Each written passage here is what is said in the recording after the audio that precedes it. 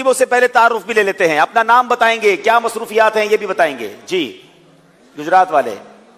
میرا نام محمد ناصر شبیر اتاری ولد مرزا شبیر احمد ہے. میں مرکزی جامعۃ المدینہ گجرات کے درجہ سابعہ کا طالب علم. جی بسم اللہ الرحمن الرحیم. میرا نام امجد احسان بن احسان اللہ ہے اور میرا تعلق گجرات کے بائی گاؤں بکھڑے والی سے ہے اور میں نے ایف اے کیا اور الحمدللہ میں مرکزی جامعۃ المدینہ فیضان مدینہ گجرات کے درجہ سابعہ کا طالب علم ہوں. جی بسم اللہ الرحمن الرحیم. میرا نام محمد سائم بن محمد بھوٹا ہے.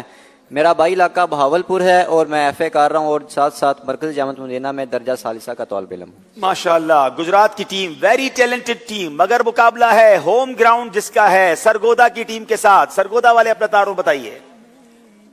بسم اللہ الرحمن الرحیم. میرا نام محمد عمران اشرف ہے اور میں مرکزی جامعۃ المدینہ میاں والی میں درجہ رابعہ کا طالب علم ہوں. بیسیکلی میرا تعلق جو ہے وہ پپلا شہر سے ہے. جناب جی بسم اللہ الرحمن الرحیم.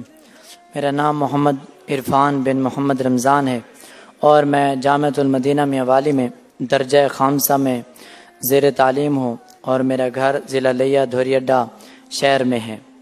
جناب. میرا نام محمد بابر شہزاد اتاری ہے. میں جامعۃ المدینہ فیضان مدینہ بھلوال ضلع سرگودا میں پڑھتا ہوں اور میرا آبائی علاقہ میانی ہے. چلیں جناب, دونوں ٹیموں کا تعارف ہو گیا. سوال کریں گے پہلا گجرات والوں سے. ہر صحیح جواب پر 2 نمبر دیے جائیں گے, غلط جواب پر کوئی نمبر نہیں دیا جائے گا, مگر ہر صحیح جواب پر اللہ کے ذکر کی نیت سے اللہ کی رضا کے لیے بآواز بلند سب مل کر کیا کہیں گے؟ جناب لا الہ الا اللہ واللہ اکبر والحمد للہ وسبحان اللہ کہنے کی کیا فضیلت ہے؟ آگے بڑھتے رہو یہ تو تھی ابتدا. ایک دفعہ نبی کریم صلی اللہ علیہ وسلم ایک درخت کے لیے تشریف فرما تھے. آپ نے ایک درخت کے پتے جھاڑے اور فرمایا کہ جو شخص لا الہ الا اللہ واللہ اکبر والحمد للہ وسبحان اللہ ایک مرتبہ پڑھتا ہے تو اس کے گناہ اس طرح جھڑتے ہیں جس طرح اس درخت کے پتے جھڑ رہے ہیں. سبحان اللہ, جواب بالکل درست دے دیا ہے. آئیے ذرا مل کر ہم بھی پڑھ لیتے ہیں تاکہ ہمارے گناہ بھی جھڑیں. لا الہ الا اللہ واللہ اکبر والحمد للہ وسبحان اللہ. اب باری ہے سرگودا والوں کی. وہ کون سے 5 لوگ ہیں جن کے لیے فرشتے دعائے رحمت کرتے ہیں؟ سیکھنا علم دی ہے یہ مقصد میرا. 5 حدیثوں کے خلاصے سے معلوم ہوتا ہے کہ 5 لوگوں کے لیے فرشتے دعائے رحمت کرتے ہیں. نمبر 1 طالب علم, نمبر 2 نماز کا انتظار کرنے والے, نمبر 3 اگلی صفوں میں نماز پڑھنے والے, نمبر 4 مسکین کو کھانا کھلانے والے اور نمبر 5 مسکین کو کھانا کھلانے والے اور نمبر 5 وقت اللہ کی راہ میں صدقہ کرنے. آپ کا ختم ہو گیا ہے اور آپ نے 3 ہی صحیح بتائے ہیں. نمبر 1 طالب علم, نمبر 2 اگلی صفوں میں نماز پڑھنے والے, نمبر 3 روزہ افطار کروانے والے, نمبر 4 مریض کی عیادت کرنے والے اور نمبر 5 نماز کا انتظار کرنے والے. یہ 5 اعمال کیسے ہیں کہ جس کے ذریعے سبحان اللہ کے فرشتے دعائے رحمت کرتے ہیں. تو چونکہ آپ نے پورا جواب نہیں دیا تو آپ کو 1 نمبر دیا جا رہا ہے. زور سے کہیے سبحان اللہ. باری گجرات والوں کی ہے. ام الندامہ, ام الندامہ, ندامت کی ماں کس چیز کو کہا جاتا ہے؟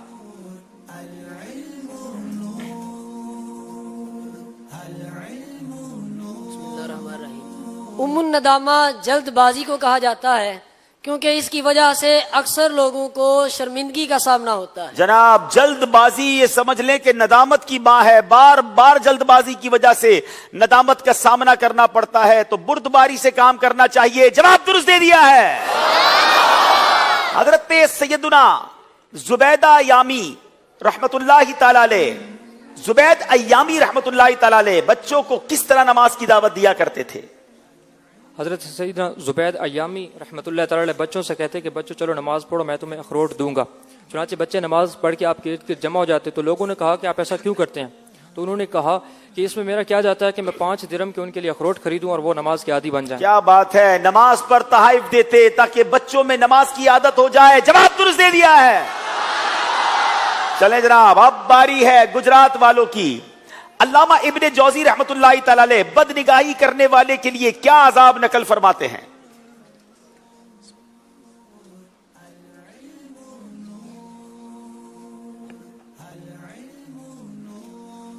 علامہ ابن جوزی رحمۃ اللہ تعالی علیہ فرماتے ہیں کہ جس نے اپنی آنکھ کو حرام سے پر کیا, غیر محرم کو دیکھا, تو اس کی آنکھوں میں قیامت کے دن آگ کی سلائی پھیری جائے. اس کی آنکھ میں آگ کی سلائی پھرائی جائے گی. وہ لوگ جو معاذ اللہ آنکھوں سے حرام دیکھتے ہیں, چاہے وہ فلموں میں, موبائل فون کے ذریعے, انٹرنیٹ پر, ویسے ہی بازاروں میں, اپنی آنکھوں کو محفوظ رکھیں. کتنی کمزور ہیں ہماری آنکھیں. سرما لگاتے ہیں تو ہاتھ کانپ رہا ہوتا ہے کہ کہیں سلائی زور سے نہ لگ جائے.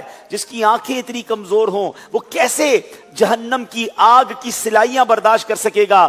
اللہ ہم سب کو بدنگاہی سے محفوظ فرمائے. جواب درست دے دیا ہے. پھر باری ہے جناب سرگودا والوں کی. کوئی اگر مہمان نوازی نہ کرے تو جب وہ ہمارے گھر بطور مہمان آئے تو ہمیں کیا کرنا چاہیے؟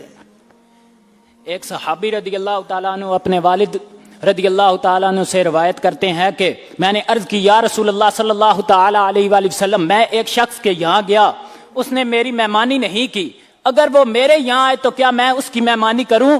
آپ صلی اللہ تعالیٰ علیہ وآلہ وسلم نے فرمایا, ہاں تم اس کی مہمانی ضرور کرنا. جناب جو تمہیں محروم کرے تم اسے عطا کرو. جواب درست دے دیا ہے. جب کوئی سخت مصیبت پیش آئے تو کون سا وظیفہ پڑھنا چاہیے؟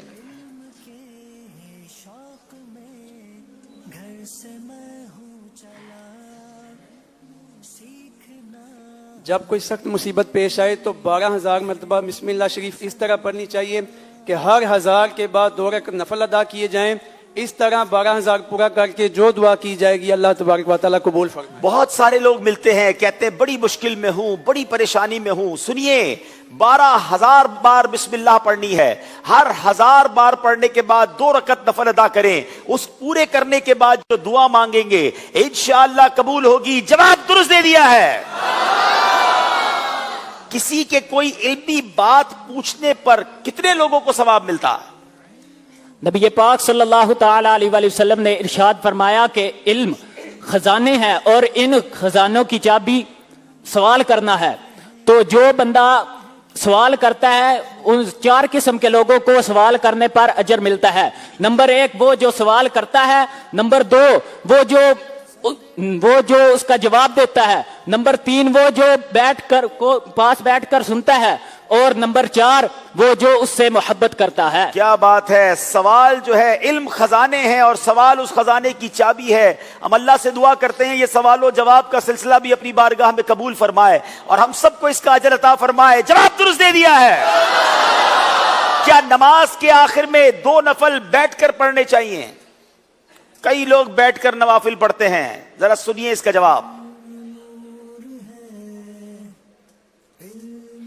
نماز کے آخر میں جو 2 نفل ہیں وہ کھڑے ہو کر پڑھنے چاہیے, بیٹھ کر نہیں پڑھنے چاہیے, کیونکہ اگر کوئی شخص بلا عذر وہ نوافل بیٹھ کر پڑھے گا تو اس کو آدھا اجر ملے گا.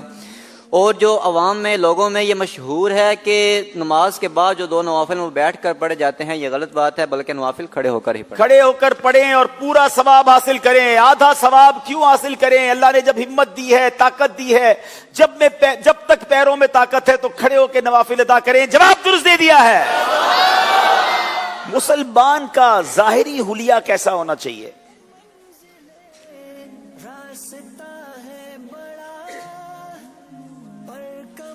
حضرت سال بن حنزلہ رضی اللہ تعالیٰ عنہ سے روایت ہے کہ نبی کریم رؤوف الرحیم صلی اللہ تعالیٰ علیہ وسلم نے ارشاد فرمایا کہ تم اپنے لباس کو صاف ستھرا رکھو اور اپنی سواریوں کی دیکھ بھال کیا کرو, کیونکہ اگر تمہارا حلیہ صاف ستھرا ہوگا تو اگر جب تم لوگوں میں جاؤ گے تو وہ تمہاری عزت کریں گے. جناب جواب بالکل درست دے دیا ہے.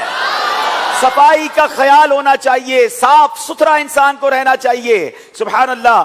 امام اہل سنت, امام عشق و محبت, میرے آقا کی صفائی, نبی پاک کی سادگی, آپ کی زینت کے بارے میں کیا خوب لکھتے ہیں.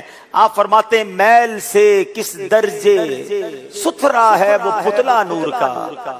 میل سے کس درجے ستھرا ہے وہ پتلا نور کا، ہے گلے میں آج تک کورا ہی کرتا نور کا۔